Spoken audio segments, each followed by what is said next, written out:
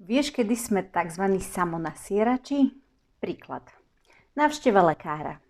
Máš termín na 10. hodinu. Vidíš okolo seba v čakárni ďalších 12 ľudí. V tej sekunde si začneš v tvojej mysli tvoriť myšlienky typu do pekla, veď toto je hrozné s tými našimi nemocnicami. A ja tu budem sedieť a čakať s týmito ostatnými ľuďmi. Vonku je pekne, vnútri je teplo, je tu dusno. Ja už chcem byť späť v práci, veď tam toho mám dnes toľko. Ja dnes nič nestihnem.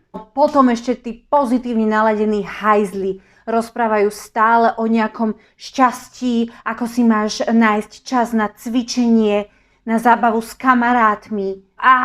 Toľko blbostí. A čo keď si jeden deň skúsiš povedať, že dá sa dokázať všetko, len treba chcieť. A plánuj si deň dopredu.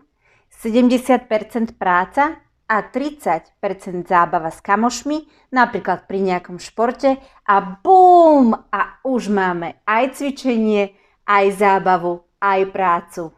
A ver mi, nechci si naplánovať všetko na jeden deň, pretože zajtra príde ten ďalší.